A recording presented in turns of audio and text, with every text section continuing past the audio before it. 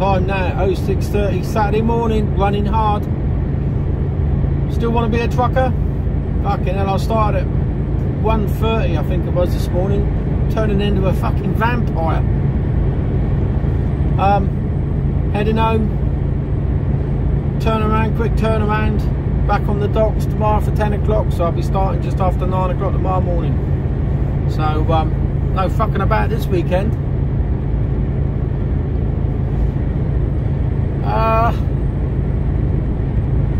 I don't think that any of us can be amazed at what is happening in the world at the moment with Ukraine. It truly is shocking.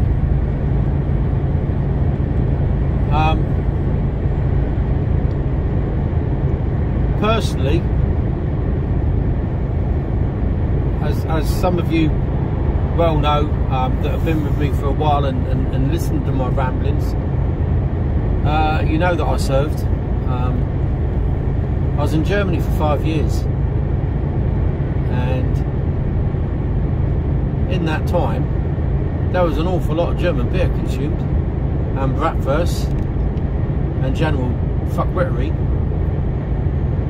but at the same time we had a job to do, you know, and we did it.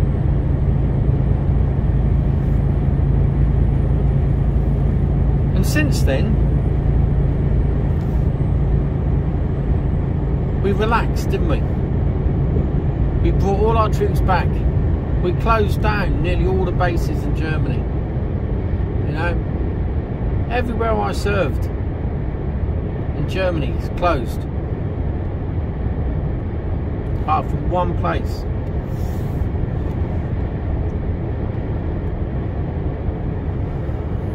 I bet they wish they hadn't fucking closed it now, hadn't they? Because we've got troops pouring back over there at the moment.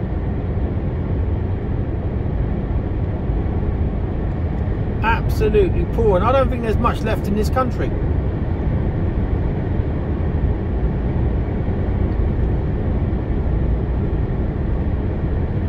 And those that are left are probably on standby to go. Now, I'm sure there's people watching this, maybe even watching this, that totally disagree with me. Well, if so, off your trot. You know? I don't care if you're a left-wing liberal, just do one. I'm not interested.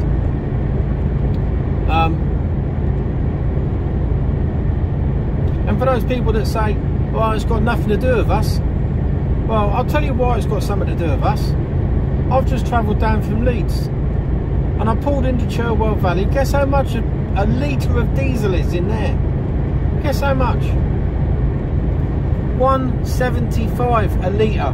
£1.75 for a litre of fucking diesel. Oh, and of course Ukraine's got nothing to do with us. Bollocks, it's got everything to do with us. So, 170 a litre is coming to a pump near you very, very soon.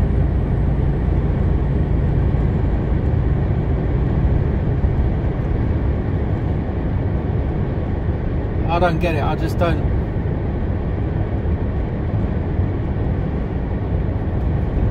The other thing that they're saying about is there could well be a flour shortage, because Ukraine is one of the biggest producers of wheat, and hence a flour shortage. Now, that's not really going to affect us too much. You know, for the average person, if a loaf of bread goes up by 20p a loaf, which is a huge increase, you know, give you that, but at the end of the day it's 20p. For the vast majority of people, 20p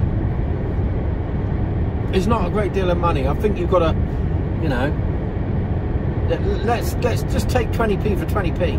You know, it's not, is it? You know, in the grand scheme of all your other debts and bills and things you pay for, 20p isn't a great deal.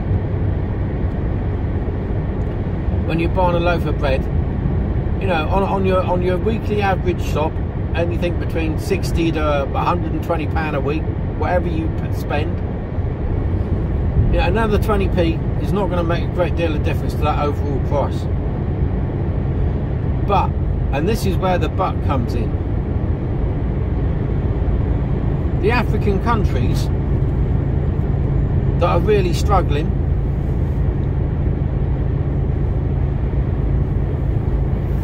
where they're dependent on flour as their staple means of eating to produce bread. That's the difference between eating and not eating. That's the difference between living and not living. That's the difference between a country which is, although poor, relatively stable, and a country that then becomes impoverished, demoralised, and infrastructure completely breaks down and instability sets in. And once that sets in, there isn't a great deal of comeback. You'll end up with civil war, total destabilisation. So yeah, it's got everything to do with us, Ukraine, plus the fact it's a sovereign state. It's also the back door into Europe for Russia.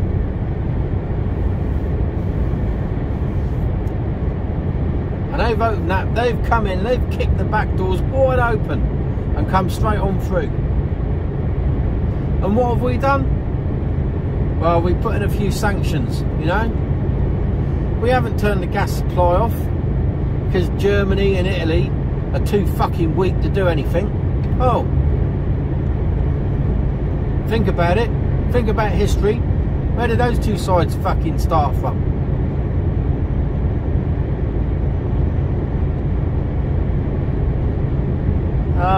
It just, I've got to be honest with you, the whole situation at the moment grips my shit. You don't hear me like get angry very often. I rant and rave, but at the moment I'm fucking angry. Now this video will probably come out in 2 or 3 days time.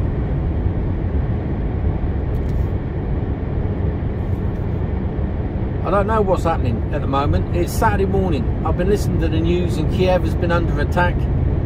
The Prime Minister and the President are both saying they're gonna fight it, stick it out and fight it out, and that's fair play to them. They haven't run away. They're there at the moment. They're arming the civilians. Their army is doing an admirable job, as best they can with the bits that they've got.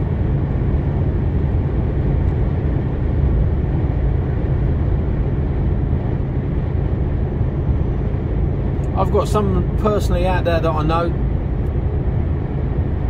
and I'm hoping for his safety.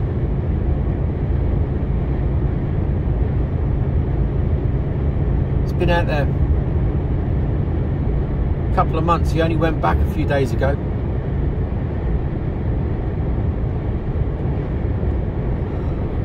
It's, you know, we're watching, you know, the West is watching. I tried to use the analogy the other day to try and describe what's going on at the moment in Ukraine.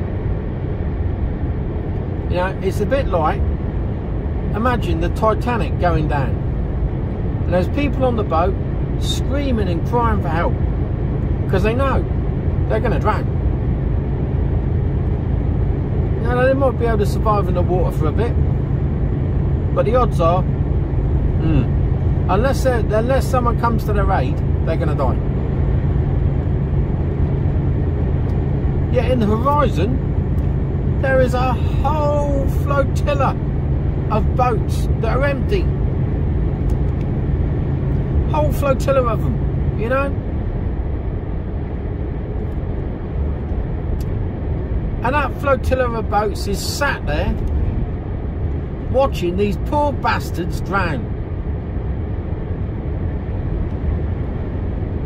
And that's what we're doing to the Ukrainians. And those people on the boats are going, oh yeah, but they're brave, we'll stand together. No, you won't fucking stand together. We're standing together from a fucking long way away. And yes, they are brave. Now the problem we have from the West, before anyone jumps all over me, as I know only too well, is that if we go in with boots on the ground, that is the end of the way this world is as we know it today. That's not being over dramatic. That is fact. That will change the trajectory of the way this war is conducted.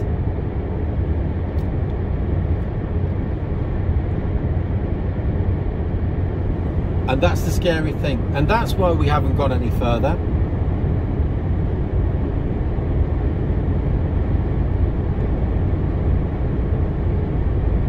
Let's just hope. So we're going to let those people in Ukraine drown for the greater good. You know? So that we can sleep safely at night, we're going to let those poor people drown. But the question is, and this is the question, will we be able to sleep at night?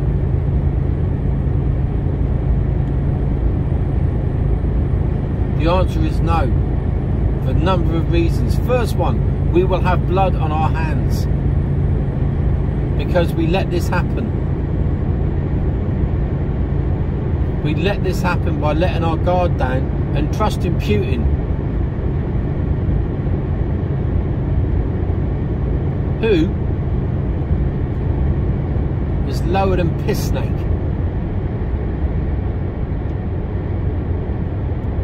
Or even snake piss.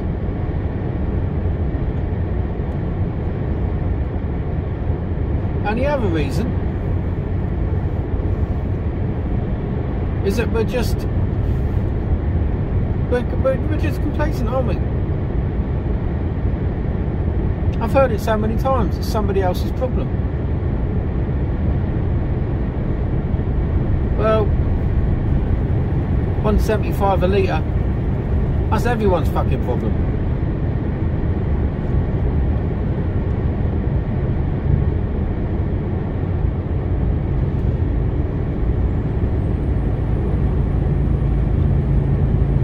If things do kick off, and I hope with all my heart that they do not,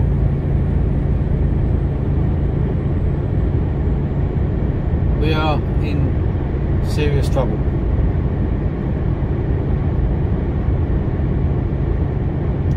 If one of our NATO allies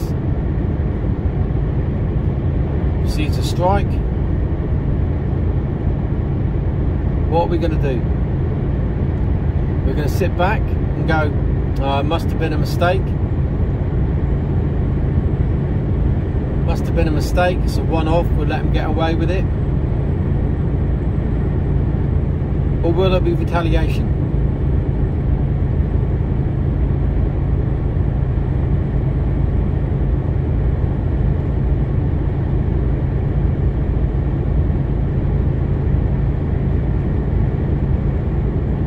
You know, where does Putin stop? Does he stop? Will he stop? Let's hope he does.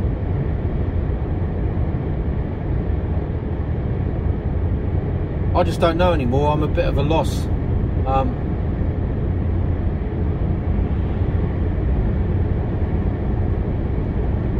My 18-year-old lad, he come to the gorgeous Kira and asked whether she thought that he might be conscripted.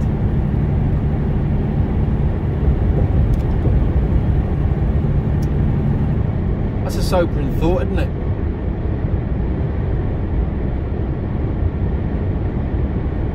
That's a sobering thought.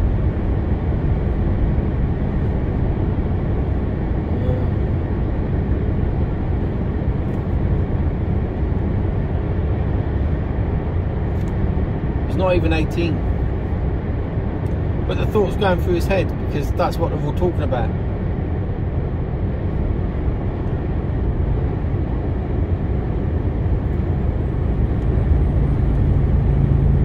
And what do I say to him when I speak to him later today? And if he asks me the question, do I lie? Or do I tell him the truth?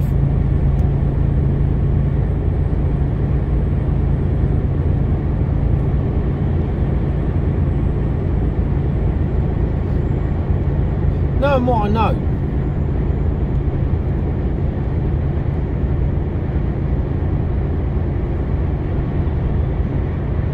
it's you know, people say, oh, does it scare you? No, me personally, I'm not scared. I'm scared for everybody around me, and I'm scared for what might happen. Personally, am I scared of things happening? No. Me, personally, no. I know I can look after myself. I know I'm okay. But for my loved ones, I'm scared for them. Okay? I'll put it bluntly, I'm terrified for them. Because I know what could happen.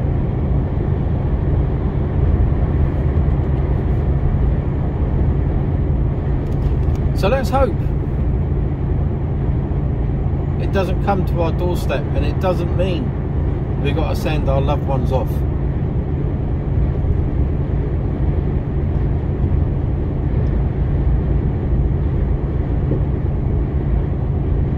You know, I just don't know. You know, we don't know what's going to happen, and you know, I've got to go home now and put a brave face on it. And by the time you're watching this, things will have either gone one way or the other. And I'd like to be able to think that in a few days' time, you know, there'll be a post up next week. There'll be a video up next week going, well, it didn't come to anything, thankfully. Well, I say it didn't come to anything. There was a lot of lives lost needlessly, as there are in all wars.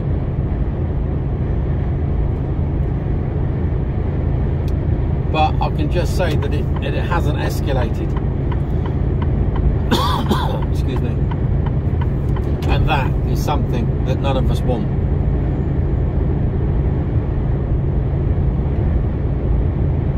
So let's see what happens. Let's see what happens. Sorry to sound all doom and gloomy, but the world is not a safe place at the moment.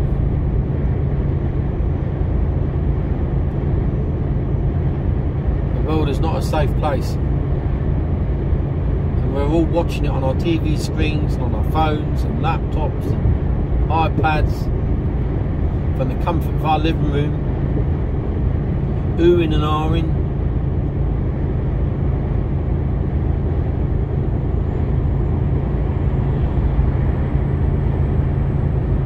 Whilst people like me and you, just normal, everyday people, are sitting in subways while the fighting's going on above them. You know, their houses are being bombed. Where they work has been bombed.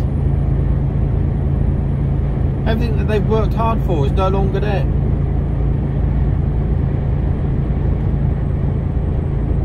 Their whole infrastructure will change because they will then be under the Soviet regime and not a democratic sovereign state anymore. The world is going to be, you know, their world is turned upside down. Some of them will never return home. They've left everything behind. Imagine doing that yourself. Imagine, right, you got half an hour, pack a bag, you're off. What would you do? What would you take? This is what these poor people are being faced with. This is reality. And it's only 2.5 hours in a plane away. You go further on fucking holiday, I expect. So like I say, I know this is doom and gloom, but fuck me, we're in dark times, my friends. Dark times. Let's see what happens over the next couple of days, and hopefully, the bloodshed and slaughter will have ceased. Many hundreds, if not thousands, will have died.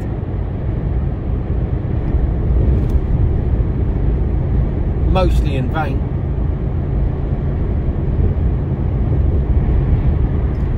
But let's hope the West, as a result of this, wakes up to the fact that the bear is still mighty. And he's baring his claws and fucking gnarling at us. I've been saying for years that we got to watch out. And so is every veteran from the Cold War era.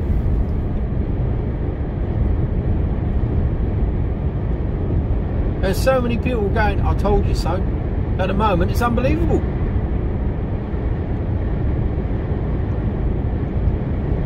But what do we know, eh? What the fuck do we know? I don't know. Anyway, I'm going to sign off.